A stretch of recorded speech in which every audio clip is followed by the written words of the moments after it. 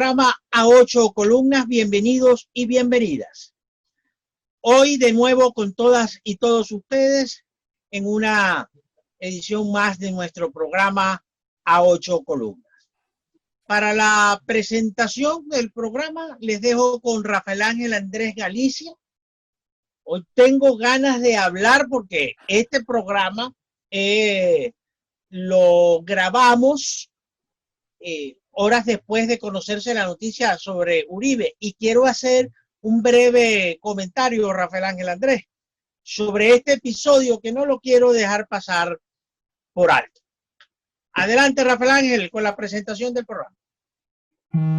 Amigas y amigos del programa 8 Columnas, bienvenidos a una nueva edición del programa a través de todos los medios. Estamos transmitiendo nuestro programa para nuestro canal de YouTube, Rafael Galicia TV, que como siempre digo, los invitamos a suscribirse, a darle like y a compartirlo. Esta vez vamos a conversar sobre la situación política, la situación social, vamos a conversar sobre la actualidad de Venezuela con un diputado a la Asamblea Nacional, zuliano, electo por el Circuito 9 en el año 2015. Vamos a conversar en este programa con José Luis Pirela, quien ya está con nosotros. José Luis, bienvenido a este nuevo formato del programa 8 Columnas.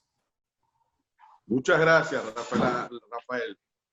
Bueno, un placer de verdad conversar con mi amigo Rafael Galicia y con la nueva generación Galicia, donde está la noticia, están los Galicia. Así es. Así es.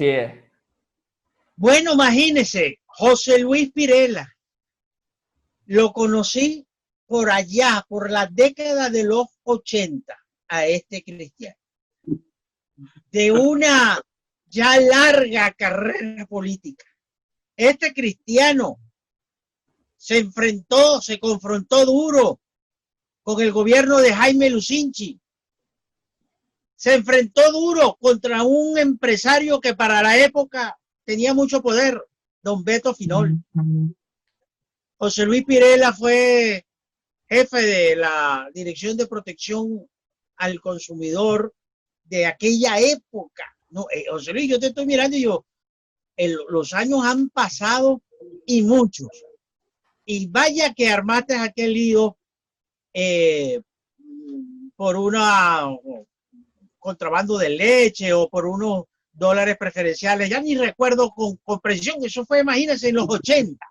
Yo era corresponsal de un y este cristiano no dejaba en paz a los periodistas, chicos.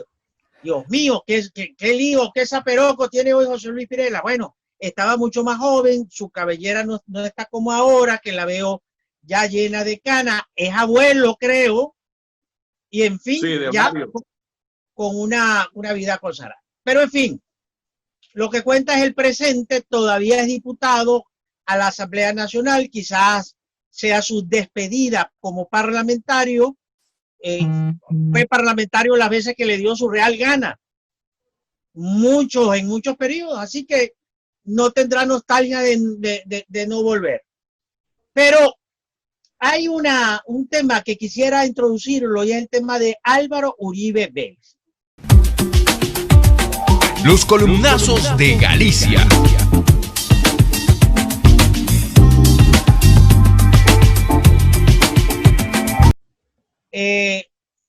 Pasa por mi mente una breve introducción, José Luis. Yo me preguntaba, ¿valió la pena enjuiciar a Carlos Andrés Pérez? ¿Valió la pena que funcionaran las instituciones, que el fiscal Escobar Salón, fiscal general de la República, electo por el Congreso de la época, bueno, del mismo partido del presidente, pero bravo con el presidente, lo somete a juicio? ¿Valió la pena enjuiciar a Pérez? Porque hay quienes piensan que quien capitalizó el juicio a Pérez fue Hugo Chávez con la intentona golpista del 4 de febrero. Este es un tema latente. ¿Por qué lo traigo?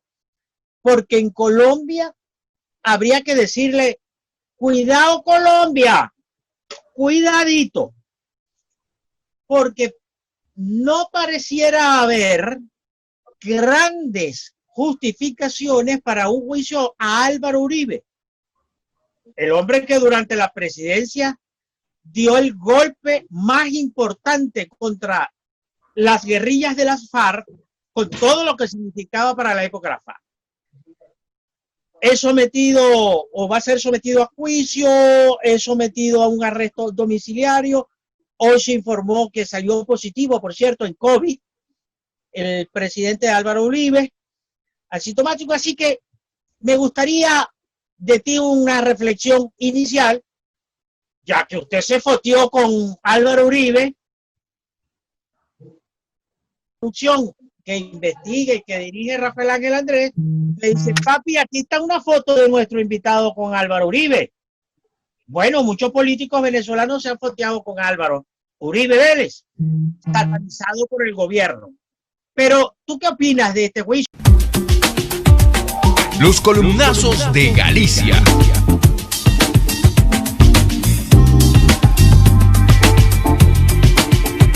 Me parece muy importante, muy Grandes Ligas al inicio del programa con esa pregunta, porque no se trata de enjuiciar solo a un hombre. Si me hablaste al principio de Carlos Andrés Pérez, a quien yo combatí, sí, siendo dirigente estudiantil en su primer gobierno, tenía yo 14 años, en el año 75, 76, como dirigente estudiantil, muchas veces tomamos las calles para enfrentar su política. Sin embargo, la historia ha reivindicado a Carlos Andrés Pérez como un gran demócrata y ha reivindicado muchos señalamientos que Pérez hizo en aquel momento, independientemente de las críticas de ser o no partidario. Nadie puede cuestionar la singularidad del personaje histórico, 2 veces presidente de la República, ni nadie podría poner en cuestionamiento sus luchas y sus sacrificios por alcanzar la democracia y luego el ejercicio pleno de la democracia.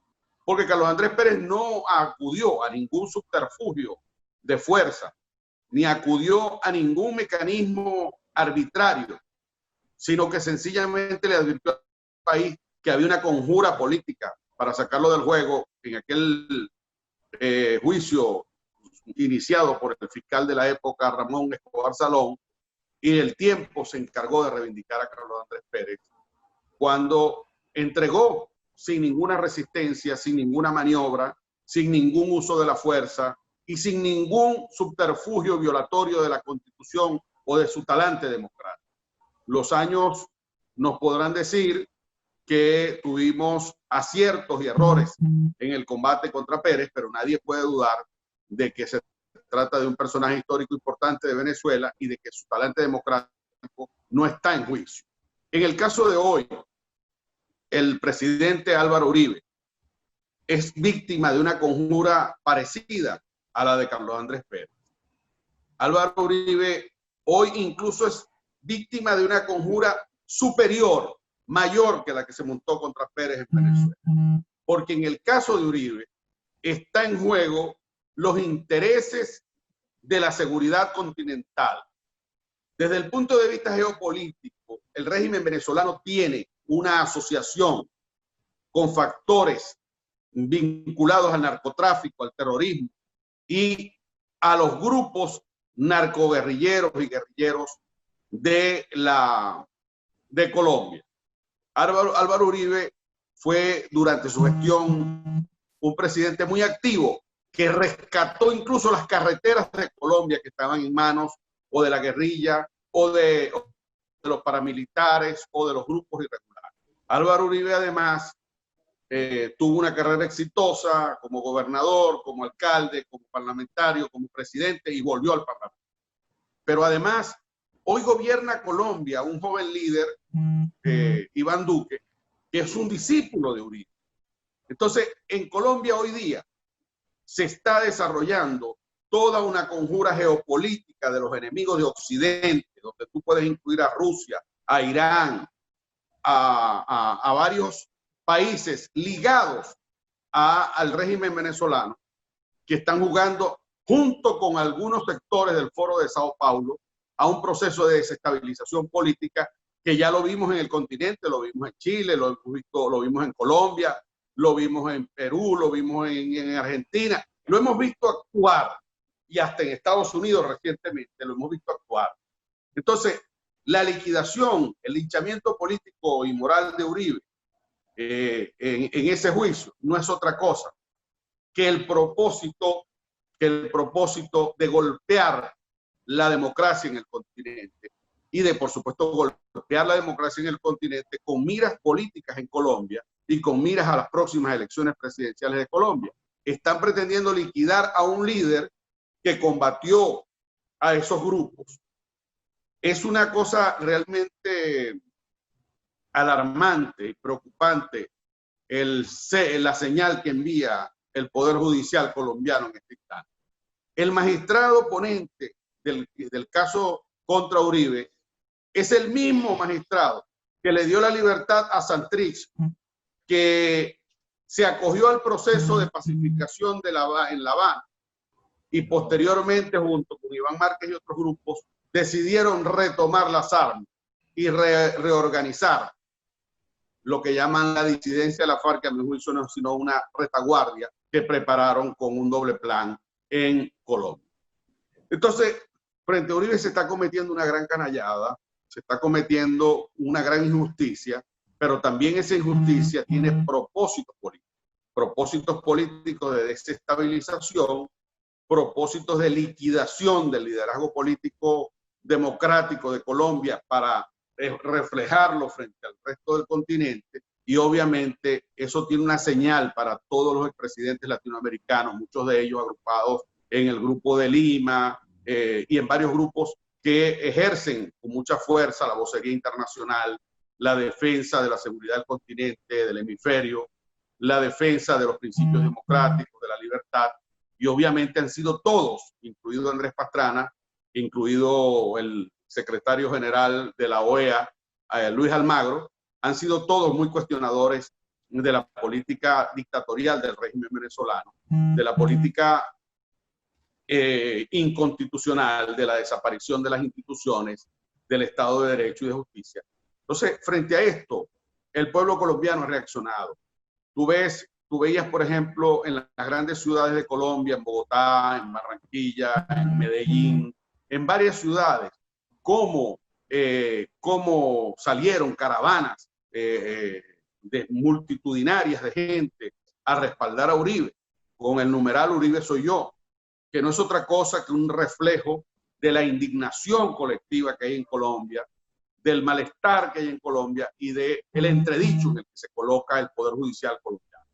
Frente a esto, yo creo que los demócratas tenemos que entender que la democracia está retada en el Occidente por los enemigos antioccidentes, que la democracia está amenazada, que la democracia está en peligro y que hoy el turno de todas esas fuerzas y de toda esa conjura es contra Uribe, pero que se va a seguir expresando en los planes del Foro de Sao Paulo por desestabilizar el continente y, por supuesto, el padrinazgo de toda esa política antioccidente tiene un enclave en La Habana que son los jugadores del tablero de la política en América Latina y que no son gente que se puede subestimar porque estemos hablando de un país pequeño, de un país que es una isla, porque durante muchos años la dictadura cubana de 60 años ha preparado una élite política bien formada que no se puede subestimar y que es de verdad el cerebro de todos estos planes. El cerebro y además el manager de los grupos insurreccionales de América Latina, de la gente del Foro de Sao Paulo y de los grupos que están promoviendo la desestabilización en el continente en función de imponer regímenes autoritarios, regímenes dictatoriales, que incluso algunos países hoy están a prueba. Hay países del continente que están a prueba, sometidos a gobiernos que están muy identificados con estos propósitos, como el caso del presidente Alberto Fernández en Argentina, que está ahí en 3 y 2, ¿no? Dando los pasos iniciales. El caso de España, que también hay una embestida muy fuerte hacia el proceso de liquidación de las instituciones, y por supuesto tienen la mira puesta en Colombia, que es uno de los principales aliados del gobierno norteamericano en América Latina. Ahora, no creamos en el absurdo de que la conjura contra Uribe es solo una conjura de la ultraizquierda colombiana. No, va más allá de eso. Es una conjura montada por todas estas fuerzas mundiales antioccidentes, por Cuba como epicentro y cerebro de esa iniciativa, pero también es una alianza interna en Colombia de los sectores de la ultraizquierda y de los sectores de la ultraderecha, que en el caso de algunos sectores paramilitares de ultraderecha, tienen sus resentimientos con las decisiones que Uribe tomó e impulsó desde su gobierno.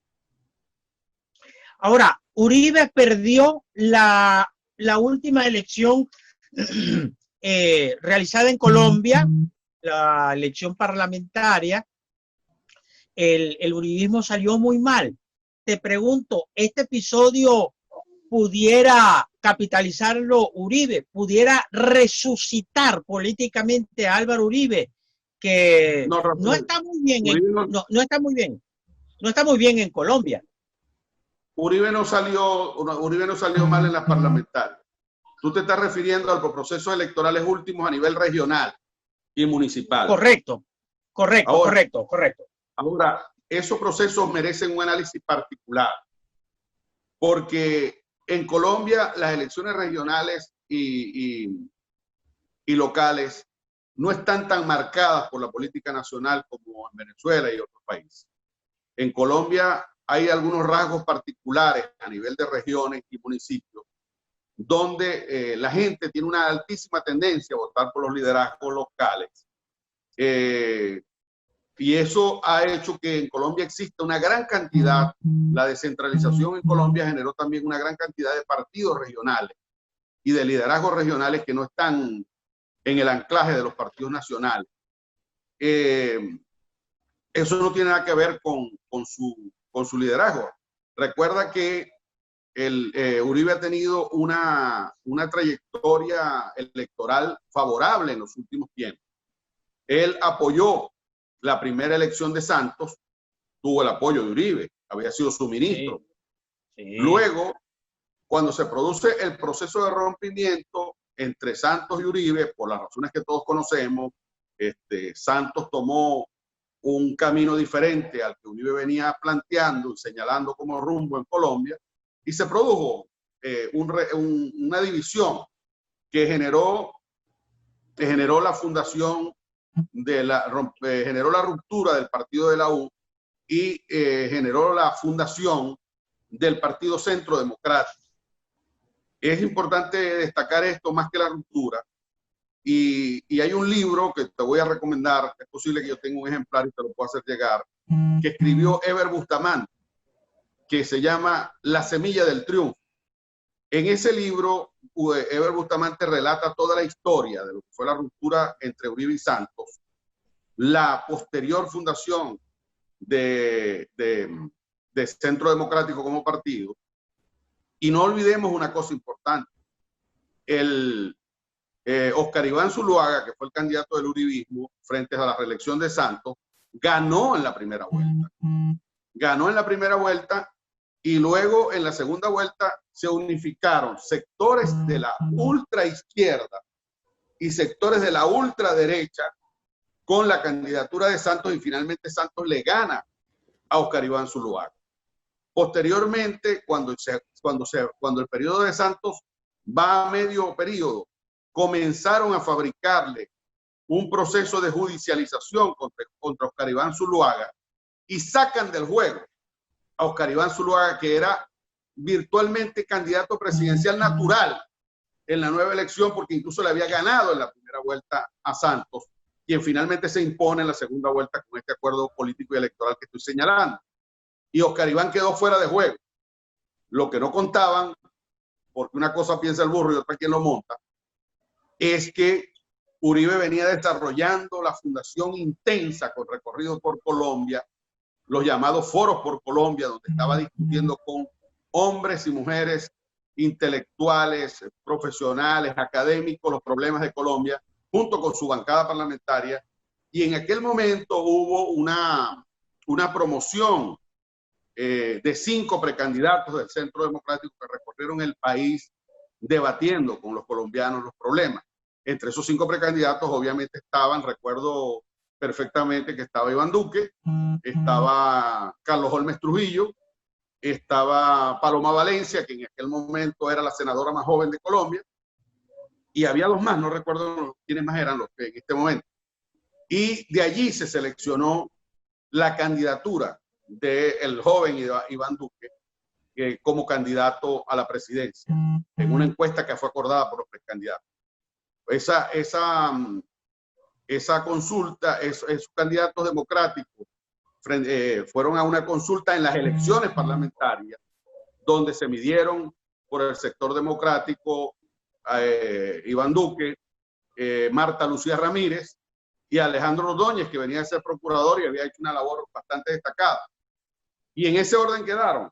Ganó Duque la consulta, quedó segunda Marta Lucía y tercero Ordóñez. Tanto Marta Lucía como Ordóñez hoy están en el gobierno de Iván Duque, en esa coalición. Marta Lucía ocupa la vicepresidencia de la República y Ordóñez es nada más y nada menos que el embajador de Colombia en las Naciones Unidas. De manera que la carrera electoral de Uribe ha sido bastante exitosa en ese sentido. Y yo no tengo dudas de que la respuesta que le están dando al tema, pronunciamientos internacionales, pronunciamientos políticos, solidaridades del mundo democrático, un conjunto de actividades que vienen desarrollando tanto con el auspicio de las organizaciones políticas como de manera espontánea los ciudadanos, reafirman que el liderazgo de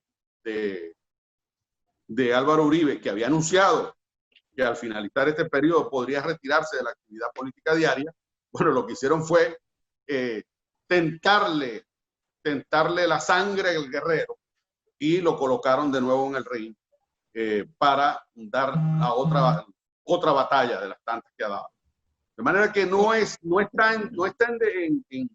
a mi juicio, no está descalabrado el liderazgo de Iván Duque ni tampoco la organización del Partido Centro Democrático. Yo creo que efectivamente el Partido Centro Democrático es una fuerza importante en Colombia. Hay otros sectores democráticos importantes también, pero el liderazgo de Uribe es sobresaliente. Yo diría que Uribe es el líder contemporáneo de Colombia, es Álvaro Uribe, con una tremenda ventaja y con una tremenda virtud frente a lo que han sido algunas trayectorias históricas de la política, que Uribe se ha esmerado, y hay que reconocérselo, por rodearse de mucha gente competente, de muchos liderazgos en el país, y tiene una bancada parlamentaria muy combativa, de gente muy destacada en diferentes temas. Hace poco compartí con la senadora Paola Holguín, una extraordinaria parlamentaria que maneja bien el tema del terrorismo, narcotráfico, etcétera, en una jornada en la Comisión de Fronteras de la Asamblea Nacional. María Fernanda Cabal hizo un gran coraje. Paloma Valencia sigue estando en el Congreso. Vuelven a tener el Partido Centro Democrático. El periodo pasado tenía a Paloma como la senadora más joven de la República. Hoy el senador más joven de Colombia también es el Centro Democrático. El senador Carlos Meisel, un joven de 30 y pico de años, que viene de la clase media de Barranquilla y que se ha venido ganando el corazón de los barrios de Barranquilla y hoy es el senador más joven de la República. De manera que Uribe no solamente es el líder contemporáneo de Colombia, con una historia, con una gestión donde combatió y le devolvió a Colombia, combatió a los irregulares y le devolvió a Colombia la seguridad, sino que además Uribe es el constructor de una fuerza política importante, ¿no?, como Centro Democrático, junto a una coalición de partidos democráticos con los que tienen relación y una bancada parlamentaria bastante exitosa, con un desempeño de altísima efectividad y con relevos generacionales como el de Iván Duque, que hoy ejerce la presidencia de la República, a mi juicio, de una manera importante. Creo que en este momento muchas de las grandes iniciativas que el presidente Iván Duque ha asumido en Colombia no están siendo entendidas porque afectan los intereses económicos de una clase política que le gustaría liquidarlo y que ven propicio liquidando o tratando de linchar a Uribe, una posibilidad de debilitarlos a ellos como opción política. Todavía se recuerda aquella imagen de Uribe acercándose al presidente de Ecuador, a un Correa arrogante.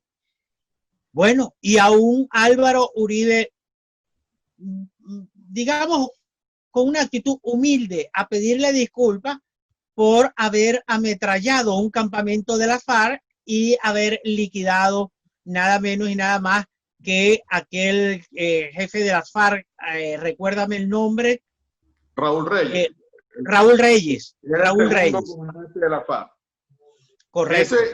Mira, que ese es un episodio que es polémico, ¿no? Sí. Y cuyo instrumentador operativo fue casualmente Juan Manuel Santos, que ejercía el ministerio.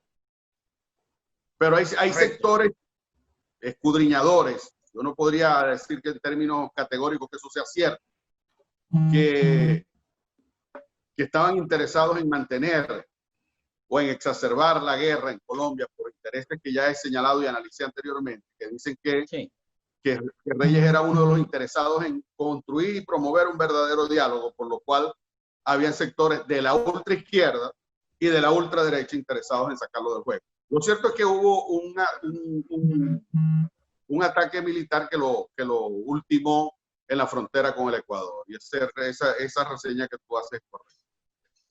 Bueno, para cerrar lo de Álvaro Uribe, tenemos calladito a Rafael Ángel Andrés, razón por la cual lo desconozco, porque ese cristiano habla bastante. Uribe, Venezuela. ¿Cómo está conectado? ¿Cómo se conecta Álvaro Uribe con la situación política venezolana? ¿Por qué muchos de ustedes viajan tanto y hablan tanto con Álvaro Uribe? Se entrevistan, se hacen fotos, tú, María Corina y un grupo de dirigentes. Ahora vamos a leer el tuit de Juan Guaidó, que creo que lo estabas comentando antes del programa, Rafael Ángel Andrés. ¿Cuál es la conexión Álvaro Uribe-Venezuela? Bueno, Uribe y también el presidente Duque, los dos, y muchos de su gente, igual que el presidente Pastrana y varios presidentes, bueno, tienen claro, en primer lugar, los lazos históricos que unen a Colombia y a Venezuela. Somos hijos de los mismos padres, nuestros padres emancipadores son los mismos. Bolívar, Urdaneta fue presidente de la Gran Colombia, ¿no? Cuidado, y a Urdaneta en Colombia le han hecho más distinciones que en la propia Venezuela. Se presentó su gobierno, digamos, en un periodo en que Chávez estaba expandiendo su influencia en el continente, y tuvieron esos dos choques importantes en el marco conceptual. Yo con Uribe he tenido diferencias y coincidencias, pero si algo tengo que reconocerle a Álvaro Uribe es que es un hombre de un profundo talante democrático. Uribe es de esos guerreros que no dan ni piden cuartel, y de esos hombres que hacen de su palabra una convicción y de su obra una ejecución de la palabra empeñada. Yo te recomiendo que leas el libro No hay causa perdida. Ese libro, que no circuló en Venezuela por las razones que todos sabemos, yo lo recibí de una amiga común, una amiga mía y amiga de Uribe. Me lo obsequió. Me lo había recomendado Fernando Álvarez Paz, me había dicho, es importante que te leas este libro. Le dije que me prestara el de él y me dijo, no te lo voy a prestar. Aquello de que no se sabe quién es con los libros, el que los presta o el que los devuelve. Entonces, ese es más tacaño con los libros que cualquier otra cosa. Fernando Álvarez Paz. Me une una relación paterno-filial con Fernando. No, bueno, imagínate, yo también. Yo tengo, Fernando siempre vive pendiente de que yo lea cosas importantes. Y uno de los 100 libros que me ha recomendado, por lo menos en toda la historia de vida que tenemos, de cada rato me recomienda algún libro. Uno de los libros que me recomendó fue ese. Y se lo comenté a varios amigos en Colombia y Isabel Cristina fue la ejecutora de comprarme ese libro empastado y con muy buena presentación. Un libro muy ameno, de mucha calidad histórica, que es un testimonio de Uribe prácticamente de su vida y de su actuación en el proceso colombiano. Yo creo que las posiciones de Uribe le desarrollaron en Venezuela simpatías y antipatías, pero en los sectores democráticos del país ha habido mucha relación con él, aparte de que Uribe es un gran conversador. Y a mí particularmente me ha correspondido la oportunidad de compartir con él en foros y en conversaciones. De la foto famosa esa que habla, de la que menciona Rafael Ángel, seguramente es una foto del año 2017, por allí, 2018, Sí. de uno de estos foros en los que participamos. Igual que en muchos foros con el presidente Iván Duque, y hay fotos por allí rodando también.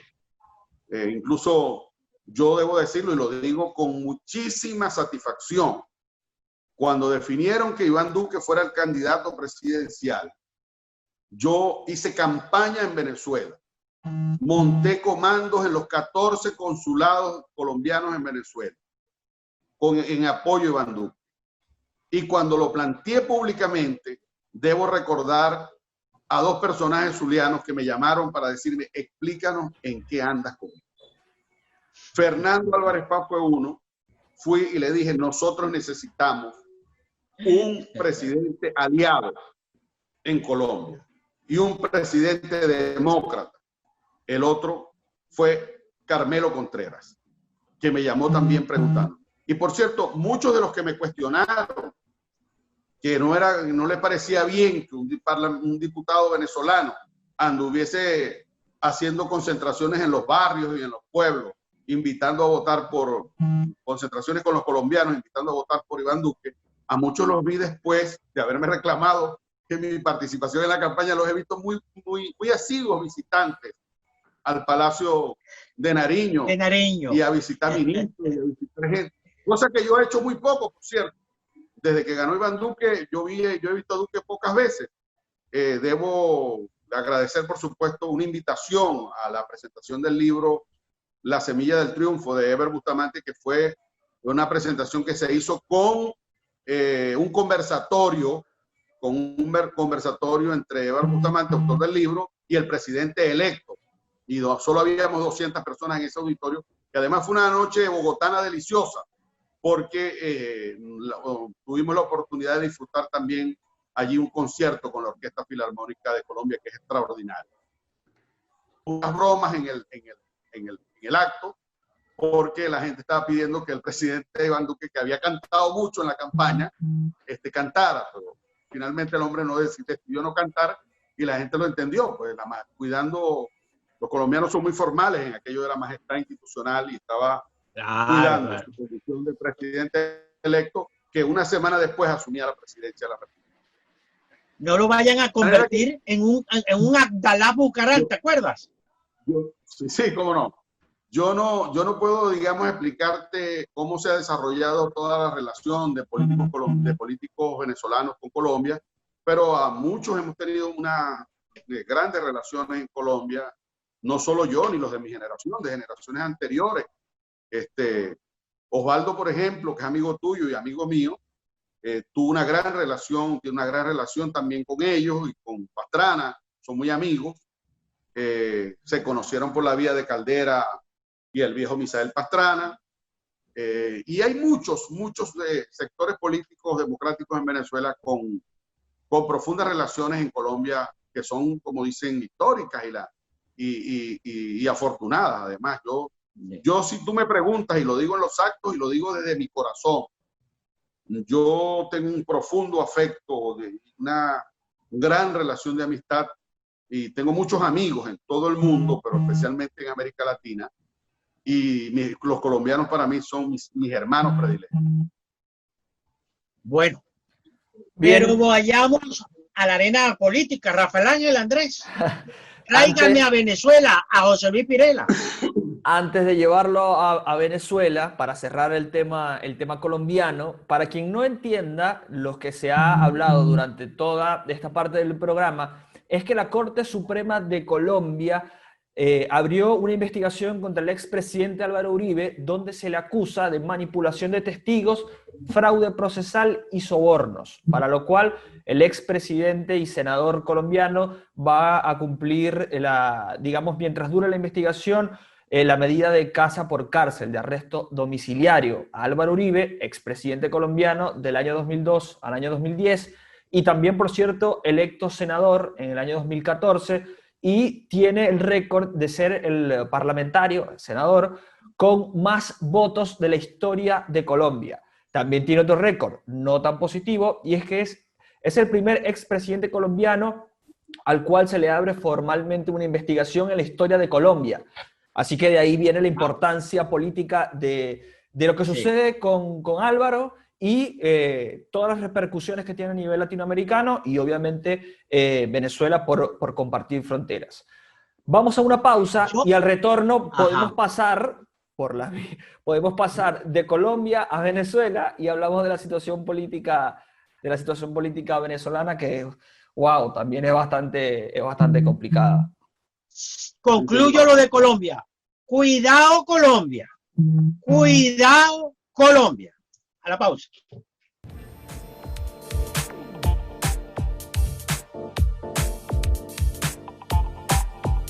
Ya regresamos con A Ocho Columnas.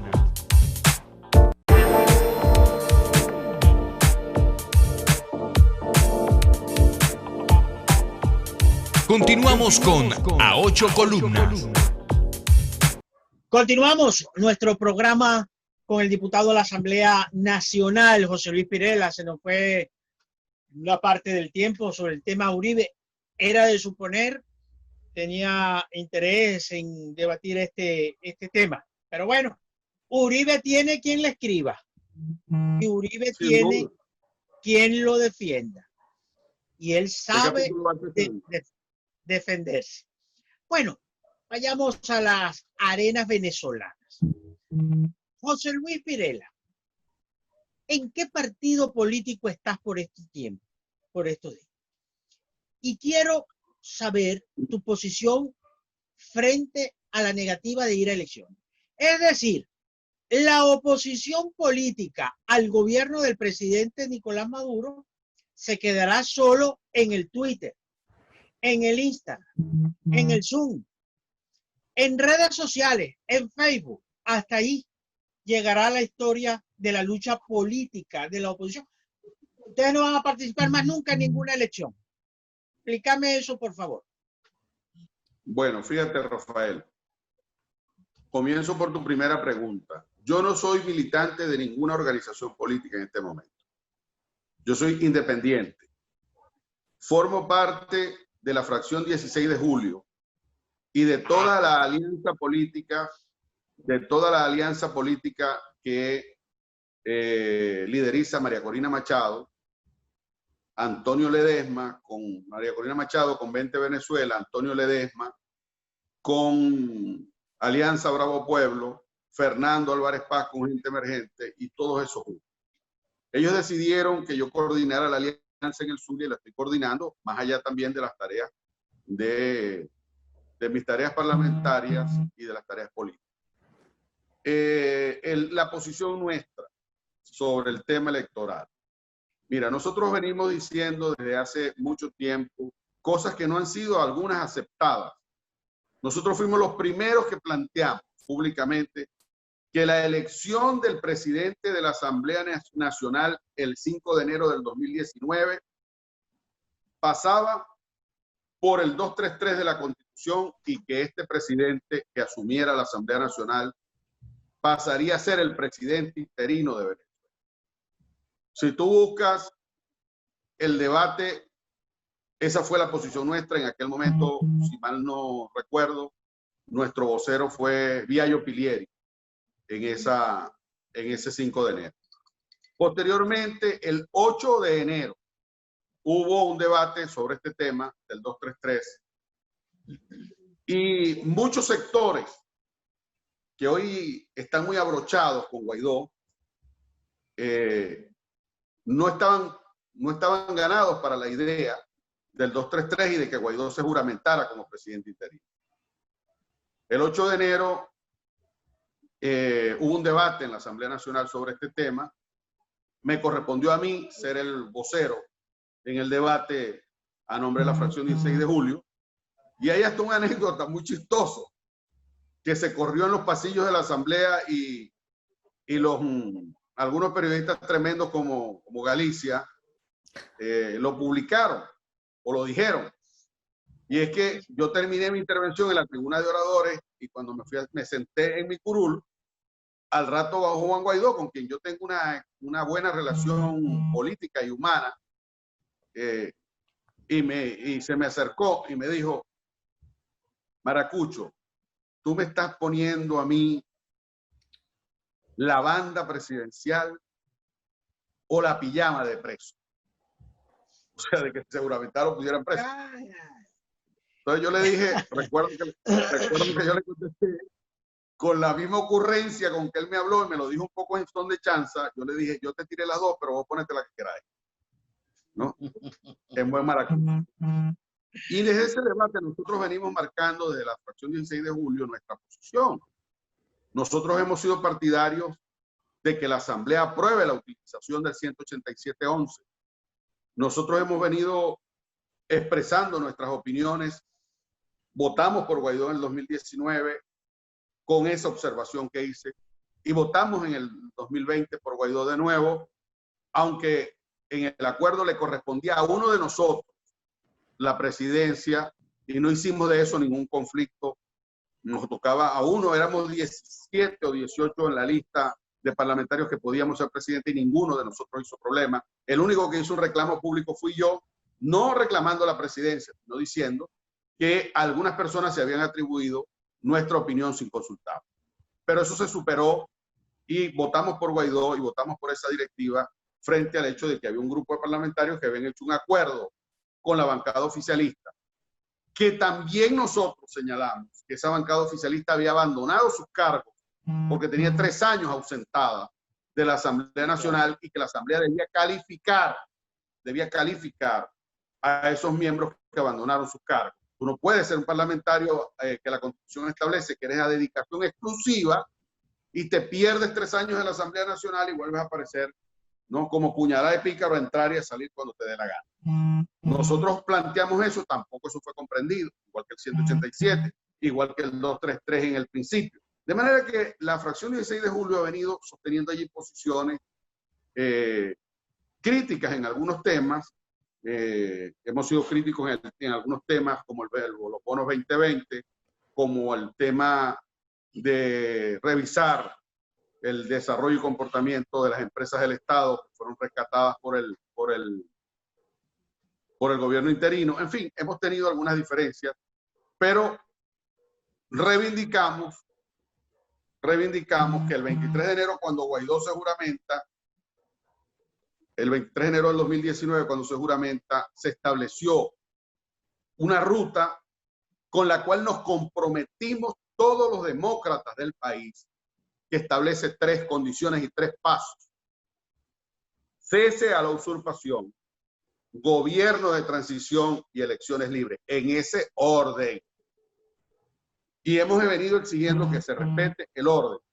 Ha habido contradicciones, diferencias, errores que nosotros hemos señalado, no para que se nos perciba como que nosotros somos una fuerza inmaculada o somos los que estamos marcando el camino, no, sencillamente haciendo un uso del ejercicio a la vocación parlamentaria que reclamamos. Nosotros no podemos aceptar que haya dirigentes de la oposición que se crean con el derecho de monopolizar o de hablar a nombre de todos sin consultarnos a todos. Primero eso.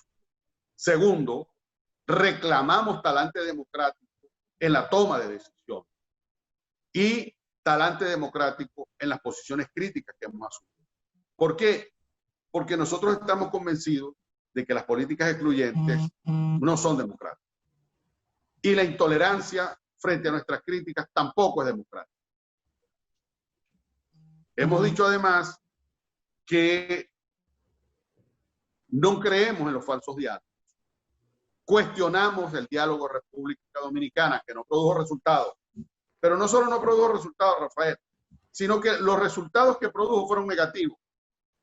Del diálogo no salió ninguna iniciativa que marcara un rumbo hacia el rescate de la democracia. Lo único que salió de allí fue el cuestionamiento. Ninguna negociación. Lo único que salió de allí fue el cuestionamiento hacia toda la delegación que asistió. Nosotros no estuvimos en esos diálogos. Posteriormente, más adelante, después del asumir el interinato, llegó Oslo y Barbados y también lo cuestionamos. Y hemos dicho en los debates de cara al sol, en nuestras opiniones públicas, no escondidos en la guerra sucia, manipulando cosas. No, no, no. No hemos dicho, lo hemos hecho públicamente y de cara al sol, en los debates de la Asamblea Nacional, en los programas, ¿no? En los pronunciamientos, en los documentos y en todas nuestras posiciones. Bueno, señores, en Venezuela hay 3 interpretaciones sobre cómo rescatar la democracia. Hay quienes creen en los falsos diálogos, en el diálogo como mecanismo. Nosotros no creemos. Y no creemos no por un capricho, sino por la evidencia de los hechos. Los hechos reflejan que ha habido 12 diálogos en Venezuela. Y esos diálogos todos han sido respetados por el régimen, han sido burlados por el régimen. Y de allí lo único que han sido es utilizados por el propio régimen para crear intrigas, acusando con verdades o con mentiras, justa e injustamente a muchos dirigentes que hoy la opinión pública cuestiona. No creemos en los diálogos y no tenemos por qué esconder. No creemos. ¿Ah? Ok, eso está muy bien, pero entonces, ¿qué se hace? ¿Qué se hace? No vas a dialogar. Bueno, ¿cómo vas a negociar con el gobierno? ¿Cómo se reconstruye la política venezolana? ¿Cómo se rescata la democracia? ¿Cómo ustedes piensan llegar al poder? Bueno, nosotros hemos planteado la necesidad de desarrollar una estrategia conjunta con la coalición de aliados internacionales. Esa coalición debe revisar cuáles de las medidas que han tomado sirven para avanzar y cuáles deben intensificarse y cuáles deben revisarse. Ahora, no podemos analizar el caso venezolano, Rafael, en el marco de una dictadura clásica, porque esa no es la verdad. La verdad es que Venezuela está viviendo un proceso de desintegración, un proceso de destrucción aparatosa de las instituciones, un proceso de destrucción de los bienes y servicios de la República, un país donde no hay agua, donde no hay electricidad, donde no hay carreteras en buen estado, donde los productores agropecuarios no tienen cómo sacar su producción, donde la producción petrolera, y voy a publicar las verdaderas cifras esta semana próxima, no, la producción petrolera está en el suelo y la industria petrolera está en el suelo. Pero adicionalmente a todo eso, tú tienes unas fuerzas armadas interferidas por la ocupación extranjera aliada al régimen, fuerzas armadas interferidas por los cubanos, fuerzas armadas interferidas por los rusos,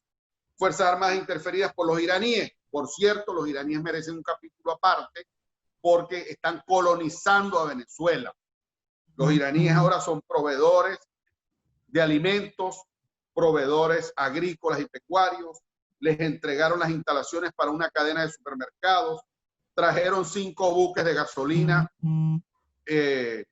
hace un mes y denuncié que venía otra operación. Están paralizados los buques que venían de nuevo en la segunda operación. Sí, hay además una altísima influencia del narcotráfico en las grandes esferas, de la presencia del terrorismo, del saqueo de nuestras riquezas en el arco minero.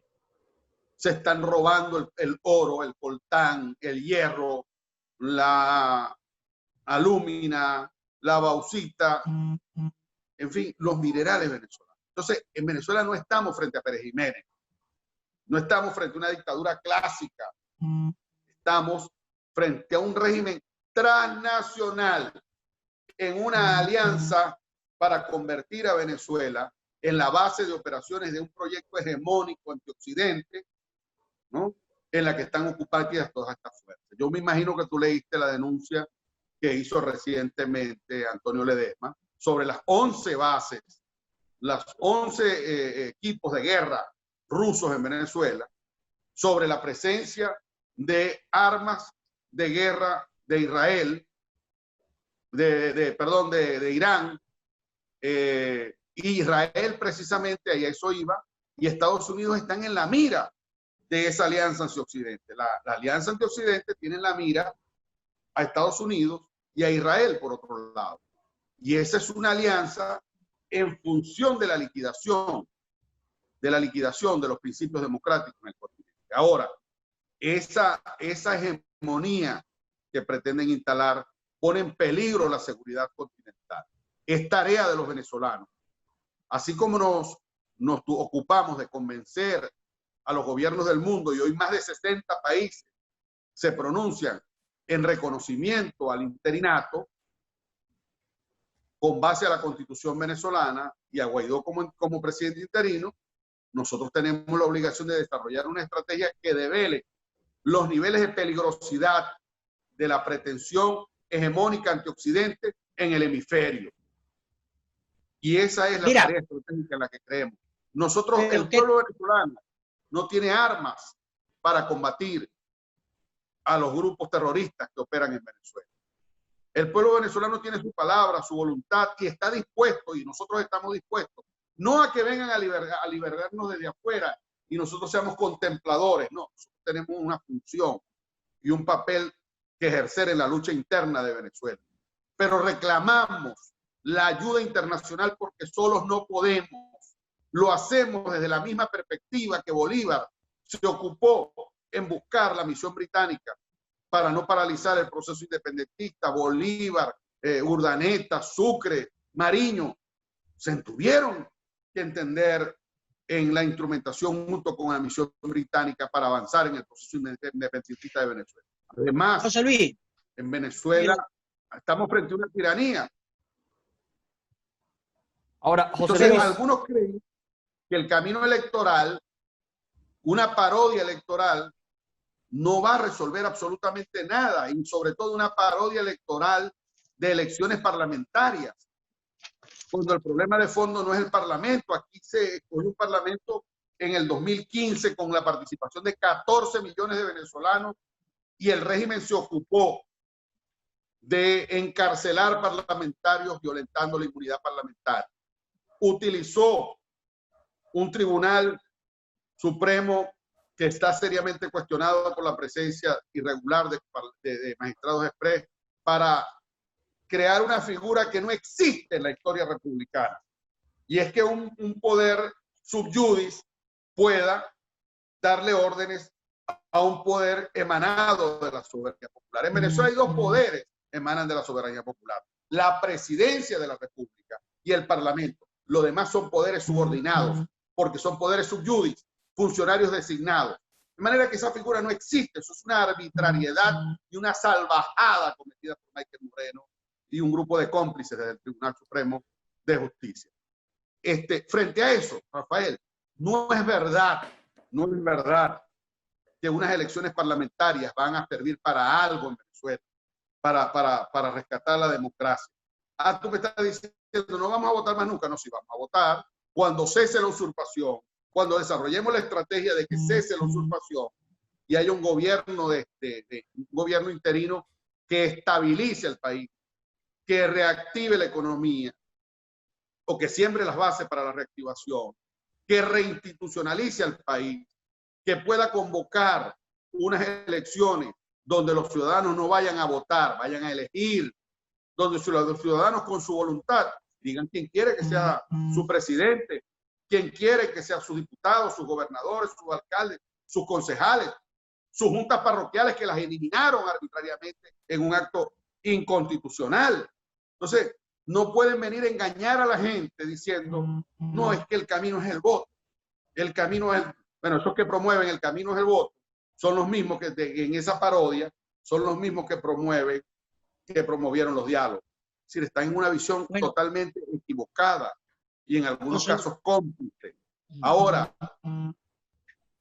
todos los poderes aquí están subordinados a una acción de fuerza de un presidente usurpador. El CNE fue designado por un poder usurpador y están convocando elecciones desde un poder usurpador, y todo acto, todo poder usurpado es ineficaz y sus actos son nulos si queremos hablar de doctrina constitucional. Entonces nosotros no vamos a participar en esa parodia y vamos a trabajar porque el mundo entiende que los venezolanos solos no podemos. No que vengan a resolvernos el problema, porque los británicos vinieron fue a ayudarnos. La misión británica vino a ayudar a Bolívar, no vino a liberar a Venezuela. Nosotros no queremos que la coalición internacional venga a liberar a Venezuela. Queremos que la coalición internacional venga a ayudarnos a liberar a Venezuela y a reencontrarnos con el destino que los venezolanos merecemos. Un país libre, un país democrático, un país de instituciones, un país de progreso, donde estudiar tenga un valor, donde trabajar tenga un valor, donde los 5 millones de venezolanos que se fueron huyendo de Venezuela porque no les alcanza el salario para comer, porque a un trabajador le alcanza, el salario le alcanza para comprar 1 kilo de carne o para comprar 1 kilo de arroz y un kilo de harina para hacer las arepas con un salario mensual. Bueno, ¿qué es eso? ¿Qué desastre es eso? Miles de veces la inflación y estos tipos dándole irresponsablemente a la maquinita inorgánica que ha generado inflación en el país y una economía súper de guerra. Aquí la desnutrición, el hambre. Ya acabamos de presentar una escena de una muchacha guayú que parió en el suelo porque no la atendieron y tuvo que parir en un establecimiento gracias a la bondad y a la generosidad de los habitantes de Mara, que la rodearon, improvisaron allí en el suelo una colchoneta y un cartón y partearon la muchacha y gracias a Dios la niña se salvó. Bueno, chicos, ese es el país que nosotros teníamos, el país de la bonanza petrolera, el país de las primeras reservas, de la primera reserva petrolera del mundo, de un país con las altas reservas de agua, con los bosques, con la fauna, con la flora, con la capacidad de desarrollo agrícola y pecuario que tenemos, con la capacidad turística que Dios nos dio en la naturaleza. No, Rafael, este país merece un destino mejor que una farsa que sencillamente lo que busca es atornillar a un dictador que ya ha llevado a este país a la más horrenda miseria. Y nosotros no nos vamos a prestar para eso. Yo le he dicho a los compañeros, a algunos compañeros me han dicho, bueno, pero tú eres diputado, vas a dejar de serlo. Hermano, voy para la biblioteca a buscar un librito que se llama Liderazgo sin cargo. Nosotros no estamos aferrados a un puesto. No se trata de una batalla de puestos o lo que esta gente está haciendo. La Asamblea tiene 167 y van a aumentar el número de diputados. Aumentaron 100 y pico para que sea aún más atractivo, ¿no? Para la ambición desmedida de algunos que nunca han llegado al Parlamento y ahora creen que por esa vía, porque ahora son 200 y tantos van a llegar. No, eso es una farsa y nosotros no podemos convalidar eso por razones de principio, por razones de convicción, por nuestros hijos, por nuestros nietos, por la nueva generación. Finalmente, descartada la vía electoral como mecanismo para resolver la crisis, ¿qué va a pasar con la oposición a partir del 5 de enero del 2021? Y además que suelte los datos, que tiene de petróleo de Venezuela. A mí me suelta datos, chicos. Bueno, mira, la producción. Bueno, pero contesta la pregunta, Rafael Ángel. Ok, bueno, la pregunta, Rafael Ángel. Mira, Rafael, nosotros no vamos a participar en ese proceso electoral. Si es que se da, yo aspiro que no se dé. Todavía es posible que ni siquiera se produzca esa elección. ¿Por qué? Porque aquí van a ocurrir muchas cosas y de aquí a diciembre va a pasar mucha agua por debajo de los puentes. De manera que el río se va a mover. En primer lugar, eso. Y en segundo lugar, hermano, si tú estás convencido de que el camino es con una coalición internacional, tu obligación es entender que la política es el arte de lo posible y que lo que hay que hacer es desarrollar una estrategia que cree las condiciones para el cambio y no estar creyendo que por efecto mágico de deterioro. El país está colapsado y va a colapsar peor la próxima semana en Venezuela no hay gasolina. En una semana en Venezuela no habrá combustible, no habrá gasolina y el país está totalmente paralizado. Entonces, pero el gobierno dice que no hay gasolina por las sanciones, porque ustedes piden sanciones y entonces no llega gasolina. ¿Tú qué le respondes? Mira, las sanciones son un ejercicio de un gobierno hacia algunos funcionarios. Y obviamente han propuesto, se están refiriendo a Estados Unidos les ha hecho propuestas para una transición pacífica y no la aceptan. ¿Por qué no la aceptan? Porque están aferrados a cuidar intereses económicos, legítimos e ilegítimos, limpios y oscuros. Porque quieren usar el poder para proteger intereses económicos de una cúpula gorila en las Fuerzas Armadas y de un grupo de crápulas, ¿no?, en el cogollo rojo. Entonces, es decir, estamos frente a una tiranía y frente a una tiranía hay que revelar. Rafael Ángel.